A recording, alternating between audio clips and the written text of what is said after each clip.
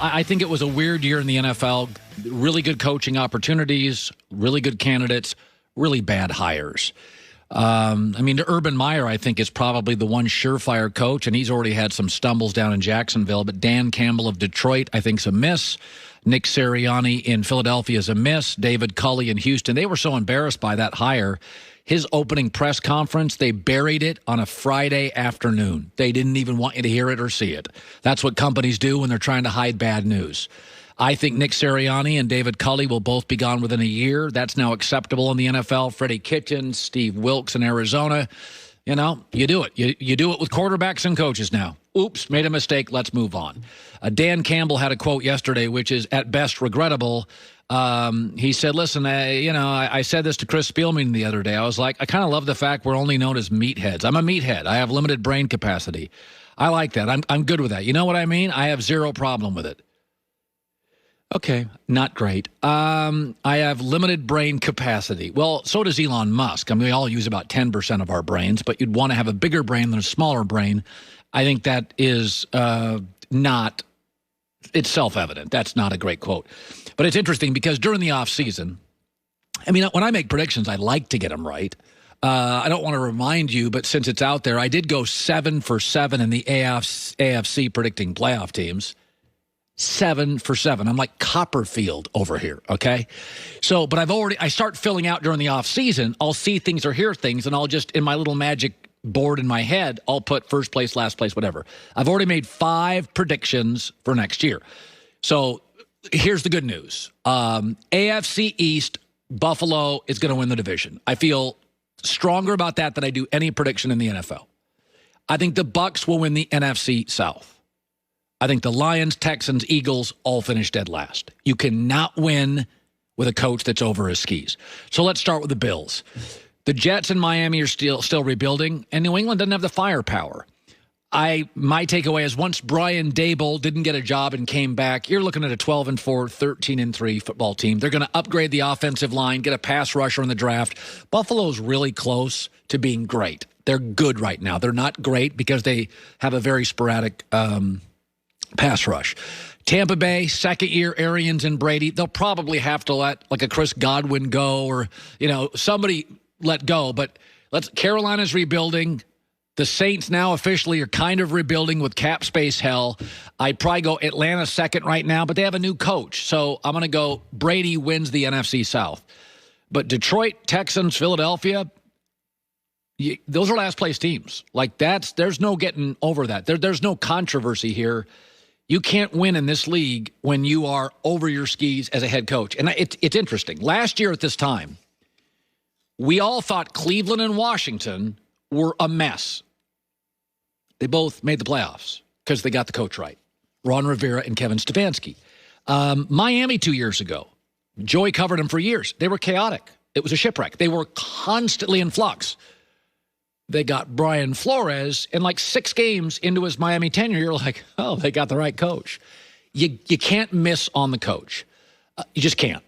You don't have to hire Belichick, but the good news for like a Detroit or a Houston or a Philly is the current NFL culture is you can move off a quarterback and you can move off a coach in a year. It used to be that was just a sign you failed dramatically. And I think people are over it. I mean, Arizona's like, we got the wrong coach. We got the wrong quarterback. Nobody's complaining now. Cleveland, hey, we whiffed on the coach. Nobody's complaining. Everybody likes Stefanski. So, and despite what fans may push back at, if you can't get the opening press conference right, come on now. People literally say, whoa, I mean, he was nervous. You cannot butcher the opening press conference. Go look at Nick Saban's opening press conference. It's good. Now, Belichick now can be surly, but that's what happens when you win like 6 Super Bowls. But your first press conference, you are setting a standard. You cannot be completely, utterly over your skis. We got Campbell admitting, I got limited brain capacity. We got Nick Sirianni so nervous. And we got David Culley in Houston. The organization buried the press conference on a late Friday. Kind of tells you where you're at. Improve your diet. Improve with more protein. ButcherBox.com/herd. First, new members get 2 New York strips and a free pack of bacon. That is butcherbox.com/HERD. The highly controversial John Ritchie, former Philadelphia Eagle, who is a little bit of a rock star, came on last time he came on. Like, he told us stuff we didn't know, and within the next 2 weeks, everything he said was true. Everything he said was true. And then Antonio Daniels disagrees with me on everything, but I think he's fantastic, and he'll be joining me too. I do think I was reading that story that Joy talked about. Oh, I want to get an update. I forgot. 30 seconds left. What's the reaction to my Baker Mayfield or the field segment? Well, I'm not going to read the one. It's inappropriate. The people are not happy with you. They'll put it that way. They're not happy.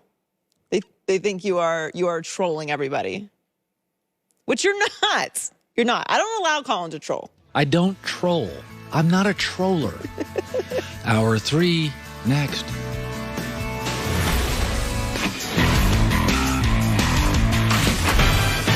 Oh, here we go. Hour 2, live in LA. It's The Herd, wherever you may be and however you may be listening. Fox Sports Radio, iHeartRadio, FS1. Joy Taylor is joining me. We have controversy magnet John Ritchie in the next hour, former Philadelphia Eagle. Last time he came on.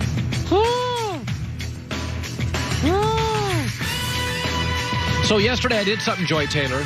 What did you do? That created controversy, and I didn't for a second think it was controversial. So we were talking about Jimmy Garoppolo, and I was defending Jimmy Garoppolo. Right. And I said, you fans all beat up on him, but Belichick loved him. Kyle Shanahan traded for him, and the Niners stink when he doesn't play.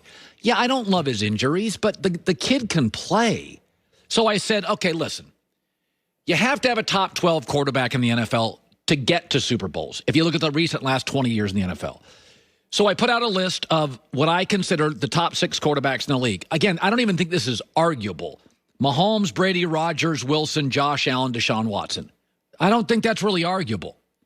And then I said the next 6 we could debate. I have Matt Ryan in and I don't have Dak. Well, Matt Ryan's been an MVP and he's gotten to a Super Bowl. Dak's won a playoff game. But I said the second 6 are varied. I had in Lamar, Justin Herbert, Derek Carr, Jimmy G, Matt Ryan, Kyler Murray. And I didn't have Dak in, which, listen, if you have Dak in, I'm not going to yell and scream. Matt Ryan has been an MVP and gotten to a Super Bowl and led a Super Bowl with about 10 minutes ago. And by the way, Garoppolo, in his one full season starting, got to a Super Bowl. But I said the next 6 is, you could argue with me. It's all debatable. Cleveland fans were outraged. Not just that Baker didn't make the second 6. Many said he should have made the first 6. Oh, and I'm on. Oh, crazy town. Oh, crazy town. So today is line in the sand day. We're going to play Mayfield or the field. For the next 5 years, who would I rather have? Okay. Next 5 years. So that will take, obviously, Breeze, no. Right. Next 5 years, Mayfield or the field. Here we go. All right, Baker Mayfield or Lamar Jackson? Lamar Jackson's won 80% of his games. Lamar Jackson does something better than any football quarterback in the history of the sport. Moves. This is not close. Baker Mayfield, Justin Herbert? Not a GM in the league would take Baker over Justin Herbert. He's bigger. He's stronger. He was a 4-point student. He set every rookie quarterback touchdown record they've ever created. Herbert by a mile. Baker Mayfield or Derek Carr? Last 2 years, Derek Carr is 101 passer rating. 3 times the TDs over picks. It ain't close. Derek Carr. Baker Mayfield or Jimmy Garoppolo? Now, this is the rub, right? Oh, well, Jimmy gets hurt a lot. I'm not disputing that. And that worries me. But the Niners are awful without him, and we know their roster's good and Shanahan's good. I'd take Garoppolo for the next 5 years and roll the dice on his health. Baker Mayfield or Matt Ryan? MVP, Super Bowl, multiple playoff wins. Matt Ryan's 35. He's not 39. Now, if I sign him for 5 years, the last year may be nonsense. I'll make a prediction. Matt Ryan with Arthur Smith, the coach, is going to have 2 really good years. He finally gets an offensive coach. We're all going to like Matt Ryan by November again. I know we're all out on Matt. Watch by November. We're all going to be back in the Matt Ryan fan club. Baker Mayfield or Kyler Murray? Kyler Murray. Kyler does some things spectacularly. He's not there yet, but he had a big jump rookie year to last year. Baker Mayfield or Dak Prescott? Dak Prescott. Baker's a better pure thrower of the football. I think Dak's a better athlete. I think he's more mature. I feel there is sort of in the locker room, he's loved by everybody. I think Baker's got some critics inside that locker room. Baker Mayfield or Ryan Tannehill?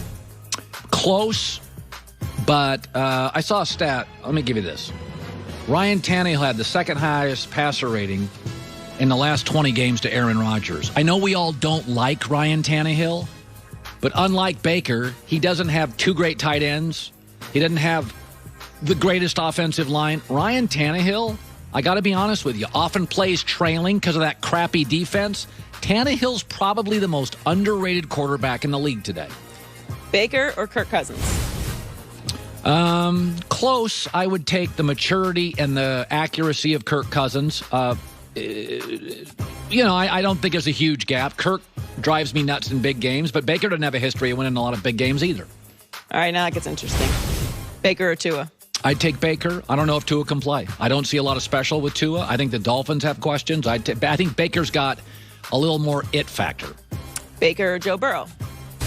I think Burrow's really special. I thought Burrow would be a good NFL quarterback. I think I made a mistake. I think